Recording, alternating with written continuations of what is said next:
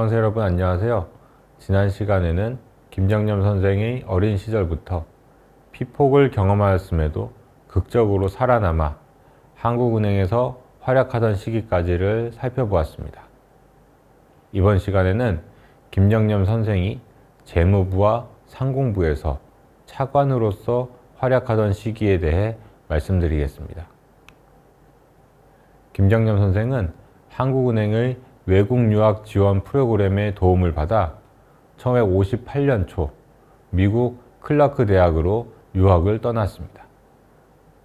그리고 1년 만에 경제학 석사학위를 취득하고 돌아옵니다. 그런데 얼마 지나지 않은 1959년 3월 지난 3주차 강의에서 소개한 송인상 선생이 부흥부 장관을 그만두고 재무부 장관으로 취임하면서 그를 재무부 이재국장으로 기용하겠다는 의향을 알려왔습니다. 평생 한국은행에 몸담고자 했던 그는 고심 끝에 재무부로 옮기기로 마음을 굳힙니다. 그런데 한국은행 부총재와 맞먹는 자리인 이재국장으로 한국은행 차장이 온다는 것에 대해 경제부처 내부에서 반발이 있었습니다. 결국 그는 헌법, 행정법, 경제학 시험을 통해 임용에 필요한 역량을 입증하고서야 이재국장으로 임명될 수 있었습니다. 그는 1년 5개월 정도 이재국장으로 있었습니다. 이 기간 중 가장 중요했던 업무는 재정금융안정계획을 수립하고 집행하는 일과 공정환율을 유지하고 개정교섭을 진행하는 일이었습니다. 재정금융안정계획은 미국이 원조 조건으로 요구하여 1957년부터 작성하고 있었습니다. 인플레이션 문제를 해결하기 위해 재정금융에 대한 통제를 강화한 것입니다. 이 계획은 개략적인 내용만 담은 것이 아니라 세부적인 내용까지 담고 있었고, 계획을 초과하거나 계획 이외의 자금을 지출하려면 미국과 합의를 해야 했기 때문에 치밀하게 수립될 필요가 있었습니다. 김정념 국장은 이 계획과 관련된 실무를 담당하는 합동경제위원회 산하 재정금융분과위원회 소위원회 위원장을 맡아 대가 없이 이를 수행했습니다. 그리고 이러한 정책을 통해 통화량 증가를 억제한 결과 물가 상승률은 크게 낮아져 그의 재임 기간 중 2에서 3%대를 기록했습니다. 다만 그로 인해 경제 성장세가 둔화되는 문제를 일정 부분 감수해야 했습니다. 공정환율 유지 문제는 지난 3주차 송인상 선생에 관한 강의에서도 소개한 바 있습니다. 한미는 1956년 9월 물가를 기준으로 물가가 25% 이상 오르게 되면 500대 1 환율을 조정하기로 합의한 바 있었습니다. 그가 이재국장에 취임한 1959년 4월 도매 물가는 25% 가까이 오른 상태였습니다. 그런데 이승만 대통령은 환율 인상에 매우 부정적이었으므로 물가 인상을 어떻게든 억제해야 하는 상황이었습니다. 그래서 김정념 국장은 매일 아침 주요 품목의 물가 동향을 전화로 보고받고 대책을 마련하면서 물가 상승을 막으려 안간힘을 썼습니다. 하지만 결국 1960년 초 1956년 9월 대비 도매 물가 상승률은 25%를 넘어섰고 한미 양국은 2월에 환율을 500대 1에서 650대 1로 조정하게 됩니다.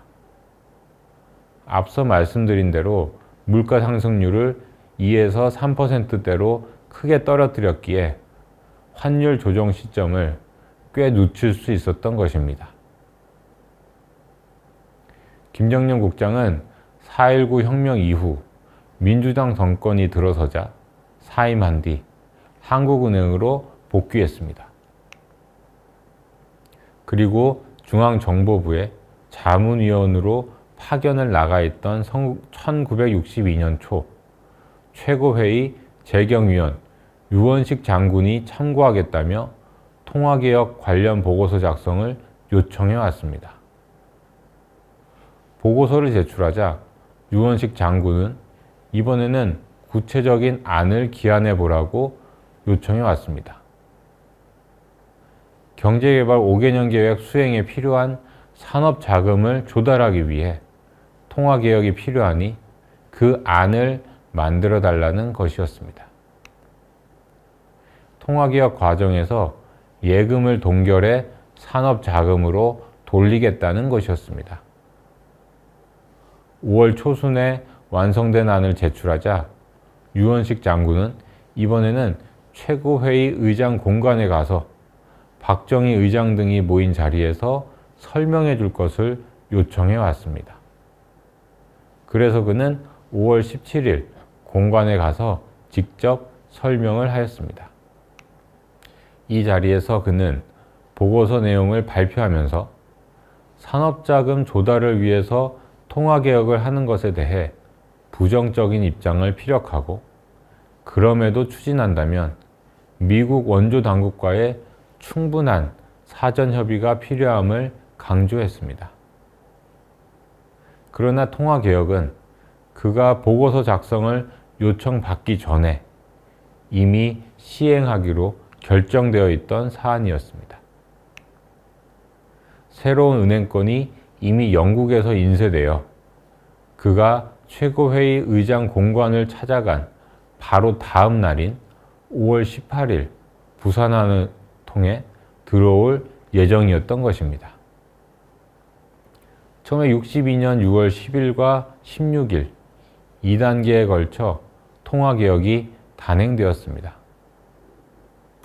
그러자 미국 측에서 사전에 통보나 협의가 없었던 것에 대해서 항의해 왔습니다. 원조 당국과 사전 협의가 필요하다는 그의 제안은 받아들여지지 않았던 것입니다. 미국 측은 통화개혁의 백지화를 요구하며 응하지 않으면 경제 원조를 중단하겠다고 통보해 왔습니다. 원조에 의존할 수밖에 없었던 한국 정부는 결국 백기를 들었고 통화개혁은 결국 산업자금 마련을 위한 예금 동결 조치는 취소하고 화폐 단위만 10분의 1로 절하한 채 실패로 끝나고 맙니다. 통화개혁 실패는 그에게 가장 뼈아픈 경험으로 남게 됩니다.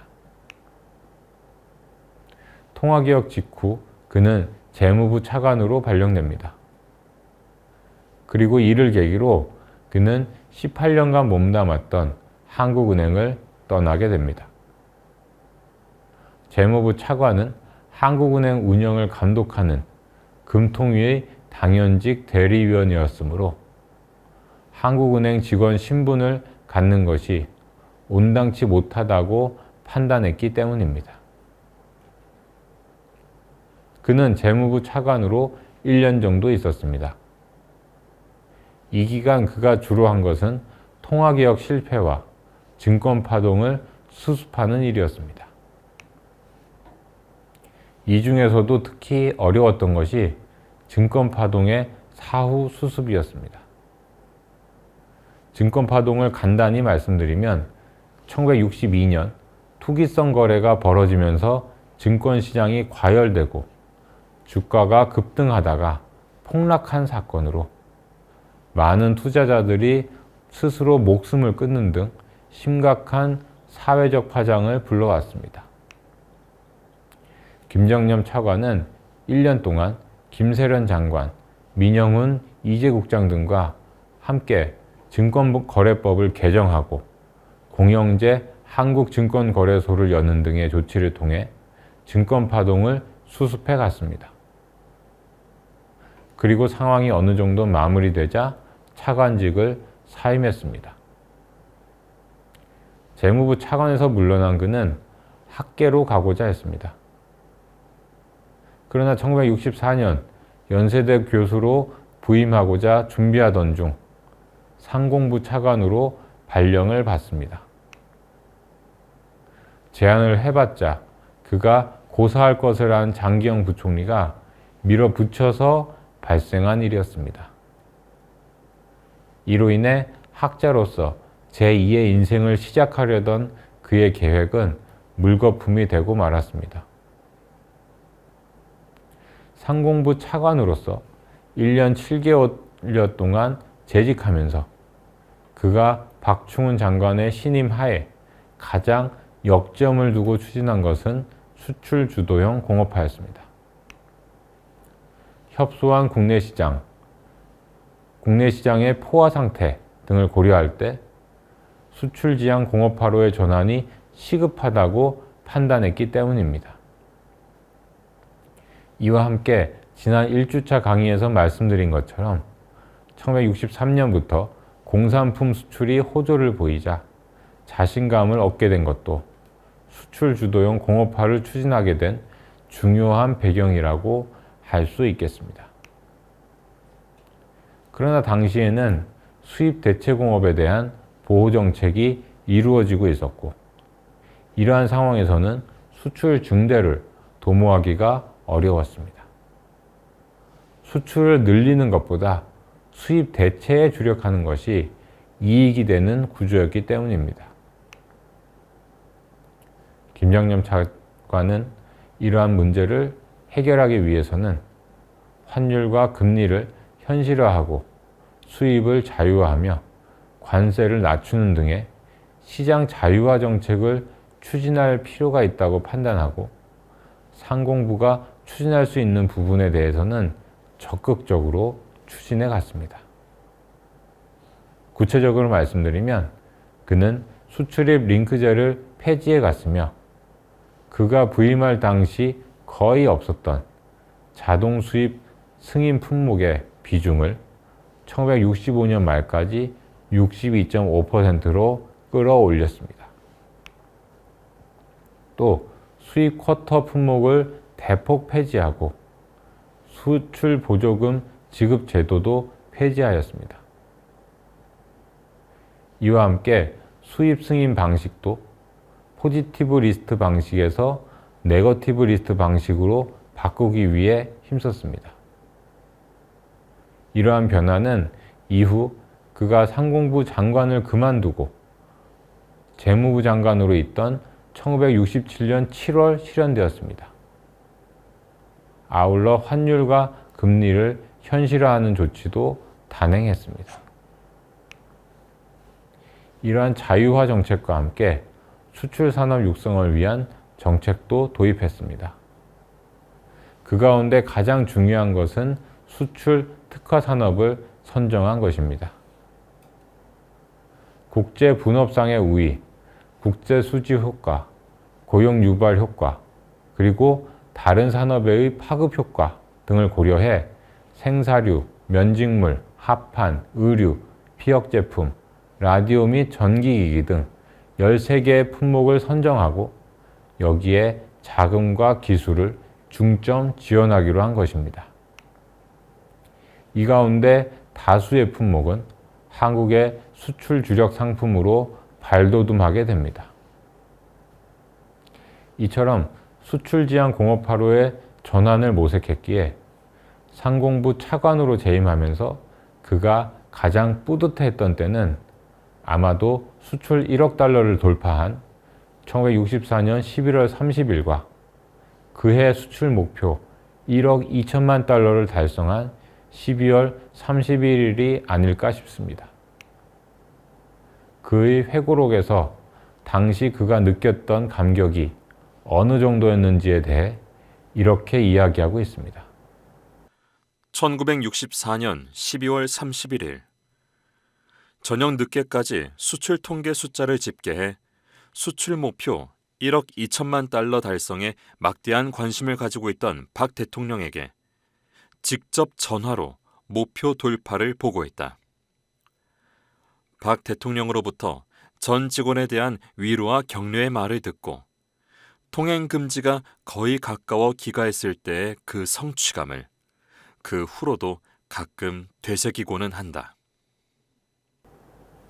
지금까지 김정념 선생이 재무부와 상공부에서 차관으로서 활약하던 시기에 대해 살펴보았습니다.